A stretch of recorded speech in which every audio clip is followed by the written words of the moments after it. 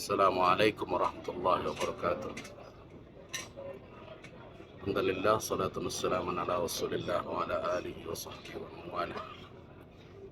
Ba'da zuhur berkunjung ke makam Rasulullah SAW untuk berziarah,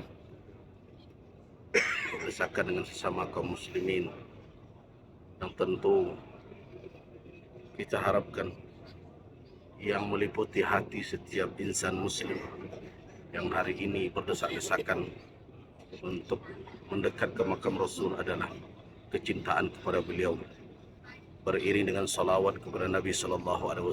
Selangkah demi selangkah kita menuju ke depan makam Rasulullah SAW. Ini adalah tempat berdirinya dahulu mimbar Rasulullah SAW.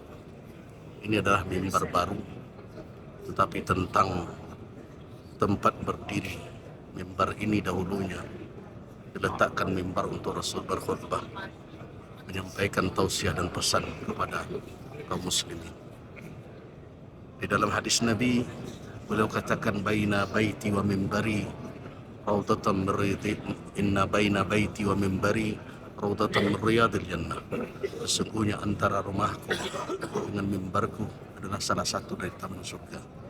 Inilah batas dari raudah yang nanti memanjang sampai ke batas dinding makam Rasul SAW yang sebelumnya adalah kamar Ummul Mukminin Aisyah radhiyallahu anha.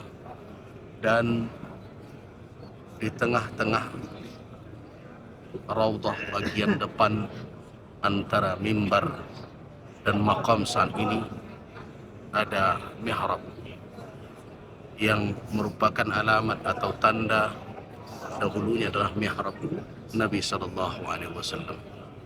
Raudah bukan hanya sekedar tempat, di situ dirasakan oleh kaum muslimin kedekatan dengan Allah Subhanahu wa taala karena janji Nabi SAW. Tetapi berbagai peristiwa kalau direnungkan akan menjadi pelajaran berharga bagi setiap insan muslim.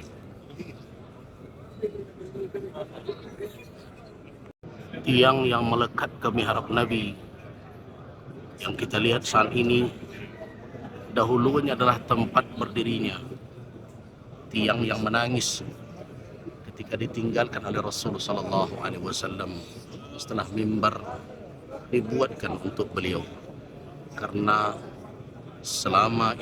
sebelumnya Rasulullah bersandar dan berpegang kepada tiang tersebut.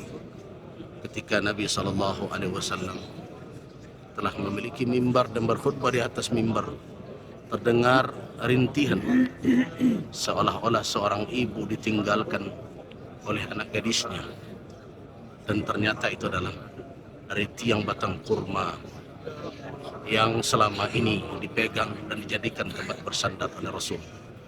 Tentang inilah posisi tiang tersebut.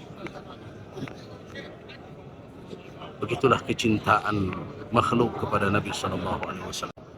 Tentu ini bukanlah mihrab tempat Nabi SAW ada ketika beliau hidup, tetapi ini adalah alamat bertanda bahwa disinilah mihrab Rasul SAW pada waktu itu.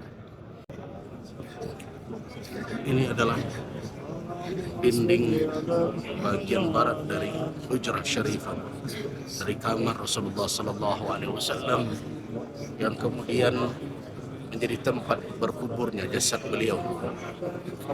Dan di dalam kamar ini juga dikuburkan dua sahabat beliau, yaitu Abu Bakar As-Siddiq radhiyallahu anhu dan Umar bin Al-Khattab radhiyallahu anhu.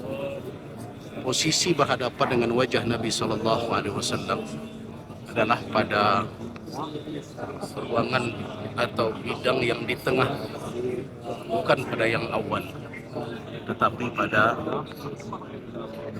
tonggak, antara tonggak yang di tengah, di mana di situ ada bulatan yang menandakan bermuajah berhadapan dengan wajah Nabi SAW. dan juga Abu Bakar As-Siddiq radhiyallahu anhu dan Umar bin Al-Khattab radhiyallahu anhu. Assalamualaikum ya Rasulullah. Assalamualaikum ya Habibullah. Assalamualaikum ya khaira khalqillah. Assalamualaikum wa ala alika wa ashabika. Inni ushhidullah annaka qad ballaghta risalah wa addaita al-amana wa nasahta al-ummah wa kashafta al-ummah wa tarakta ummataka ala al-mahajjati al-bayda layliha kanahariha la yazighu anha illa halik. Assalamu alayka ya khalifata Rasulillah. Assalamu alayka ya Siddiq.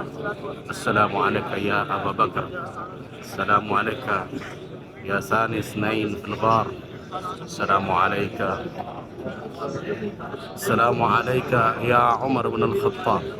Assalamu alayka ya Faruq. Assalamu alayka ya Amirul Mu'minin. Setelah berziarah ke makam Rasul, terbersihlah harapan bagi kita agar Allah Subhanahu wa taala menghimpun kita dengan Rasulullah sallallahu alaihi wasallam dan para sahabat beliau dengan segala kelemahan dan kekurangan kita di dalam menapaki jejak-jejak beliau dan berpegang teguh kepada sunnah beliau. Namun kita yakin bahawa Rasulullah sallallahu alaihi wasallam adalah qudwah kita dan menjadi yang akan memberikan syafaat kepada umat beliau dengan izin Allah Subhanahu wa taala. Dan tentu kita bermohon kepada Allah Subhanahu wa taala agar kita termasuk yang mendapatkan syafaat uzma tersebut. Amin ya rabbal alamin. Waffaqana Allah wa iyyakum lima yuhibbu wa yarda. Wabillahi taufiq wal hidayah. Assalamualaikum warahmatullahi wabarakatuh.